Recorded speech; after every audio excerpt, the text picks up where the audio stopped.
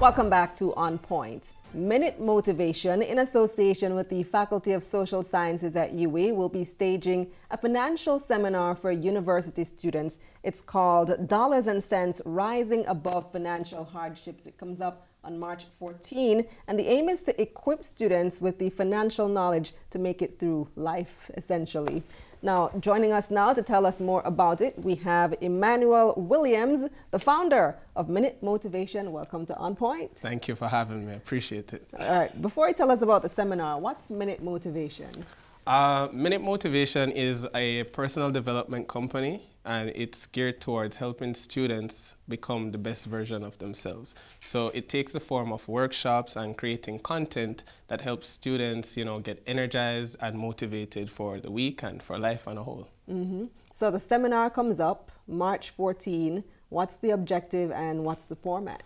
Okay, so the objective of this symposium is to equip students with the financial literacy to navigate life after university and even while they're at university, because let's face it, students will be making big decisions, and in life you can't really make a decision unless it's like a financial decision. If you leave here today, the first thing you think about is what am I going to eat or where am I going to go, and those considerations taking financial considerations as well. What type of things do students need to know about managing their finances?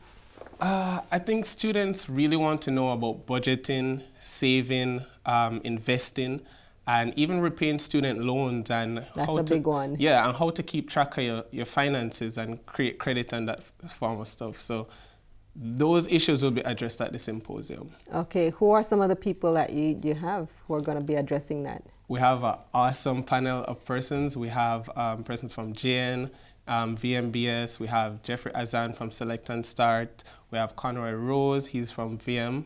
And we have Dwayne McIntosh and a myriad of other persons who will be involved in the overall symposium. How, in your experience, and you seem like a young guy. I am. You're still in university? Yes, I am. Okay, so your peers then. Yes. How lacking are these skills among your peers, would you say? I believe it is lacking to some extent, the know-how, but what's more important, or what's the issue at hand, is also the anxiety that comes with not knowing. So like you have students who are deregistered. You have students who can't find the money to even pay for one semester or pay to live on hall. So what's going to happen is that they'll be able to interact with these game changers in societies, in our society, so that they themselves can be equipped to make decisions. A lot of the older heads, though, will say, these young people, they just want everything given to them and they don't want to work hard for everything. They expect your parents to pay, or they expect the government to pay, or society to pay for you to go to university or whatever, and they don't want to put in the work. Do you find that really is the attitude amongst millennials, or do you find that people your age actually do have an interest in making it themselves? I find that students actually take charge.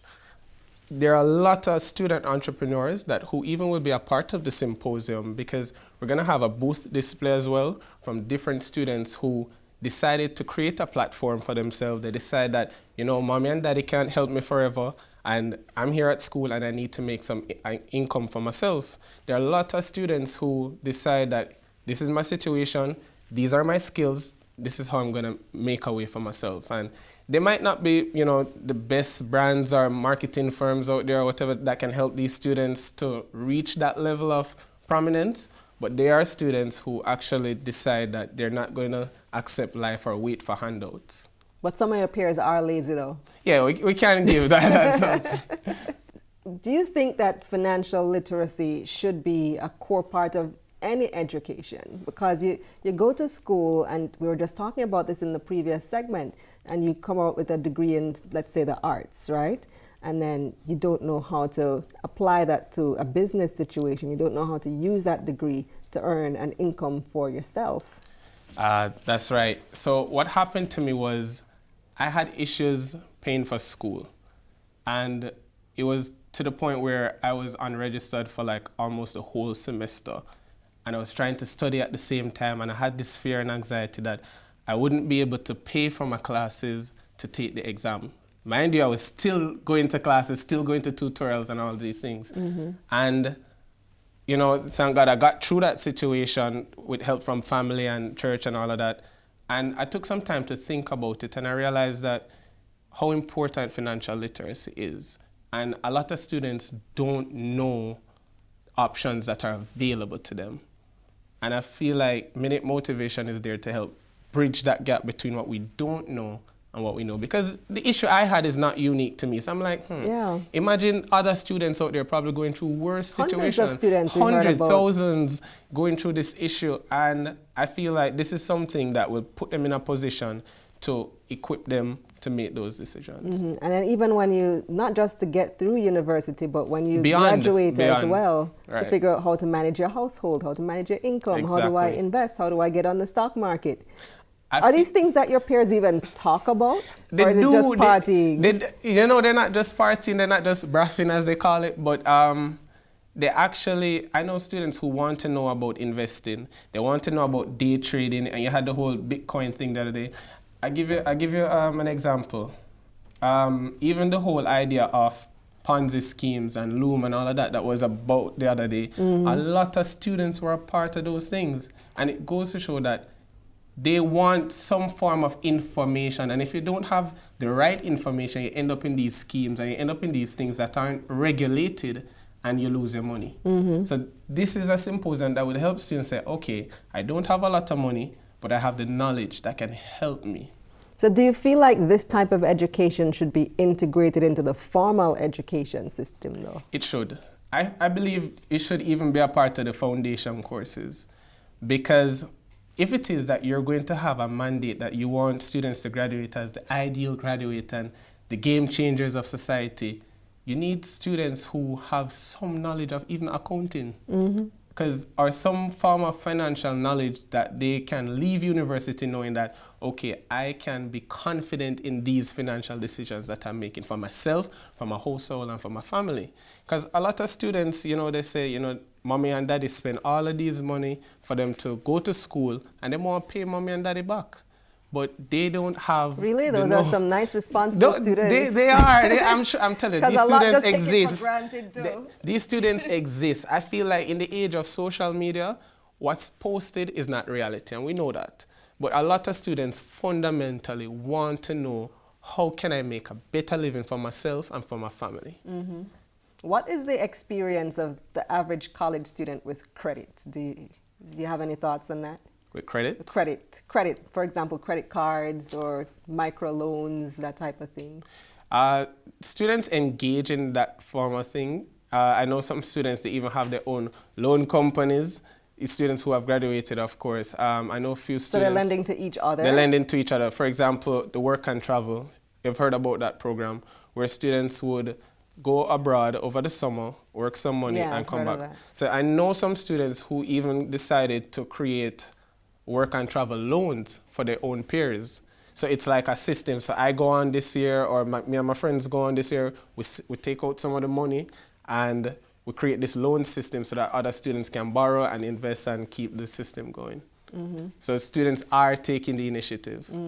I know it might not be the case here in Jamaica, but in the United States, the banks like to trap college students in the debt trap early and offer them credit cards at, you know, at ridiculous interest rates. But you don't know because you're a college student.